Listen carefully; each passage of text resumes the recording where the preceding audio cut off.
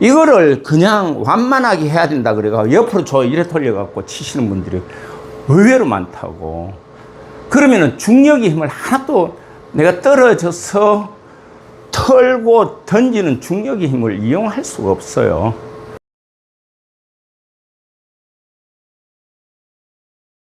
안녕하세요, 황원수 프로입니다.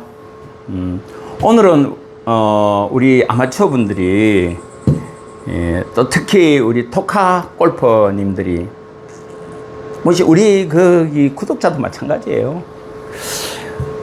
이런 몇 분들을 제가 만나보니까 많은 오해를 하고 계시더라고. 뭐냐면은 제가 지금 드라이버를 치고 있는데 이 드라이버를 가지고 자꾸 완만하게 낮게, 그러고 채가 긴 까닭에 그냥 낮게 가요. 제가 그 얘기를 가만히 듣고 보니까, 또 지금 이렇게 하고 보니까, 이게 뭐냐면 골프에 대한 기본에서 완만하게지, 이 기본이 아닌 원칙인데서 좀 완만하고 업라이트하고 이건데, 이거를 그냥 완만하게, 그러니까 드라이브만 치면 이렇게 치는 사람 옆으로 이렇게 옆으로 돌려서 그냥 옆으로, 그래 옆에서 때리라, 옆에서 때리라, 이런 얘기들 아마 우리 이렇게 아마 많이 백스윙을 하는데 옆으로 이렇게 돌려서 이렇게 치는 사람들 의외로 많더라고요. 왜냐면은 그게 알게 모르게 저희들의 잘못인 것 같아요. 왜냐하면 원칙은 골프는 이렇습니다. 자, 이 헤드를 이게 없다고 생각하고, 이 헤드가 아니면은 저희들 이 클럽의 이 헤드가, 아이언의 이 헤드가 백스윙 과정에서는 반드시, 아이언은 그렇게 했죠. 이렇게 상승을 하겠죠. 비행기 상승하듯이. 자, 여기는 헬기처럼 이렇게 상승을 할 거고, 아이언은, 드라이버는 여객기처럼 상승하는 느낌이에요. 느낌은 맞는데, 여기에 원칙이 뭐냐 하면은 드는 거예요. 들어 올리는 거예요. 들어 올려야 위에서 내려오죠. 완만하게 해갖고, 완만하다 그래갖고 드는 것조차 기본적으로 우리가 기본 베이직에 깔고 있는 게 드는 거예요. 드는 거. 들어서 내려오는 거예요. 내려오는데 드라이브는 조금 더 그 정도가 약하고, 아이언은 조금 짧은 아이언일수록 그 정도가 조금 더 가파르고, 그 차이인데, 이거를 그냥 뭉뚱그려 갖고, 이거는 여기서 어드레스 떡 하면 이건 완만하게 이렇게 가고, 아이언은 이렇게 가고, 이렇게 생각을 하더라고. 이렇게. 근데 그걸 깜짝 놀랐어요. 그거 아니에요. 자, 기본적으로 제가 이제 드라이버를 가지고 얘기를 드릴게요.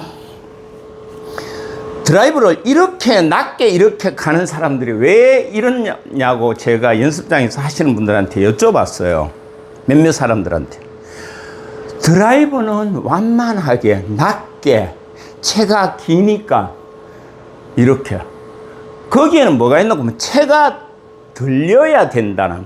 우리 골프는 채를 백스윙에서 들고 내리는 거예요. 그게 드라이버가 됐든 우드가 됐든 아이언이 됐든, 퍼터를 제외한, 심지어는 퍼터도 이렇게 들어서 가잖아요. 물론 낮게 가라는 얘기는 퍼터는 우리가 스윙이 아니니까 그렇게 이야기하는데, 그거를 너무 극단적으로 오해를 하고 계시더라고. 그거 아니에요. 자, 드라이버라도 들어야 돼요. 들려야 돼요. 이렇게 어느 일정 정도는 들려야 돼요. 여기서 이 정도 갔다면 이 높이와 이 높이, 공의 높이를 하면 이 정도에서 들린 거잖아요. 이게 아이언은 이렇게 들렸다면 드라이버는 한 이 정도는 그래도 드는 게 기본이라고. 이 기본을 자꾸 완만하게, 기니까, 채가 기니까 옆으로, 그리고 옆에서 들어와야 된다. 그거는 채가 기니까 긴 까닭에 옆으로 들어오게 돼 있어요. 들어서 내리는데 옆으로 내리는 거죠. 내려지게 되는 거죠. 내가 내리는 게 아니고. 자, 우리가 장대를 길게 해서 이렇게 있다고 생각을 해봅시다. 이런 긴 장대가 있다. 그러면 이 장대를 우리가 들려고 할 때 이게 완만하게 이렇게 들리지, 이게 그냥 여기서 이렇게 드는 건 아니잖아요. 돌릴 때 짧으면 어떻게 됩니까? 그냥 들어도 가파르게 들리잖아. 이 부분을 근데 너무 극단적으로 이해를 하셔갖고 스윙을 어떻게 하나 그러면 여기서 이렇게 돌려서 이렇게 나차가 이렇게 쳐요. 이렇게. 이거 아니에요. 기본적으로는 어느 높이까지는 들려 있어야 된다는 거. 요즘 너무 레슨들이 드라이브를 헤드 스피드를 내고 그 헤드 스피드를 이 헤드 스피드에 우리가 스크린이나 아니면 연습장에서 시속이 뭐 저희들이 이야기할 때 이게 속도가 메다 퍼 세크로 들어갈 때 이게 뭐 드라이브 같으면 뭐 70을 내야 된다, 67을 내야 된다, 69를 내야 된다, 뭐 72를 내야 된다 이렇게 얘기할 때 이거를 자꾸 더 내기 위해서 자꾸 낮추면 오히려 점점 이 떨어지는 중력을 내가 스윙하는 중에서 중력을 빼버리는 결과가 나오게 돼요. 기본적으로 올리셔야 돼요. 기본적으로. 제가 그 기본이라고 이야기하면 채가 기니까 기본적으로 우리가 이 정도는 올려서 이게 올려도 아크가 원체 이렇게 크게 가니까 기본적으로 눕혀져 있는 거죠. 이거를 그냥 완만하게 해야 된다 그래가 옆으로 저 이래 돌려갖고 치시는 분들이 의외로 많다고. 그러면은 중력의 힘을 하나도 내가 떨어져서 털고 던지는 중력의 힘을 이용할 수가 없어요. 그래서 제가 오늘은 우리가 기본적으로 백스윙도 좀 들어주면서 중력도 이용하고 그리고 그렇게 가파르지는 않은 건 사실입니다만은 그렇다고 해서 우리가 가파른 기준을 아주 주관적으로 자기들이 해석할 수밖에 없잖아요. 어떤 수치, 사람마다 신장이 다르고 키가 다르고 팔 길이가 다른데 다르다 보니까 각자가 생각하는 그 높이, 그 높이의 임계점이 다를 수 있잖아요. 그거는 이제 각자가 연습 속에서 만들어내야 돼요. 그러나 기본적으로 이렇게 팔을 우리가 들고 스윙이 이렇게 들어가야 되는 거는 틀림없습니다. 자, 드라이버를 우리가 이제 드라이버를 공을 스피드를 내기 위해서는 사실은 이 헤드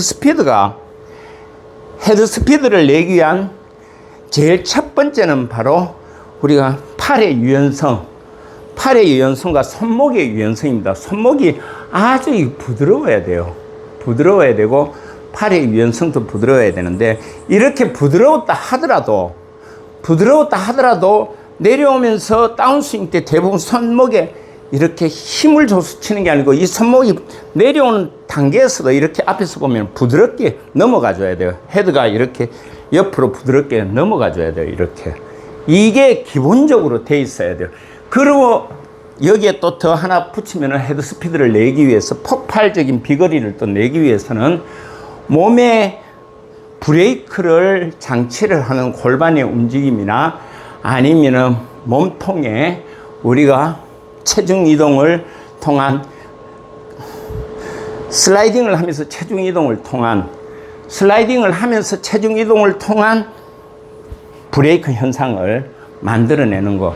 뭐 이런 부분들은 사실은 좀 난이도가 있긴 하지만 그래도 우리가 어떻게 해요? 또 더 먼 비거리를 내기 위해서 우리가 또 그런 노력들은 또 해야 되는 거잖아. 자, 그 모습들을 제가 한번 핀스윙을 통해서 공을 치면서 한번 보여드리겠습니다.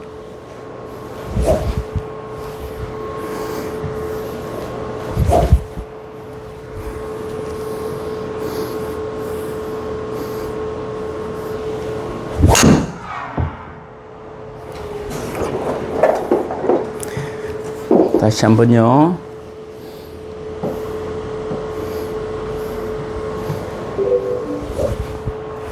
레디.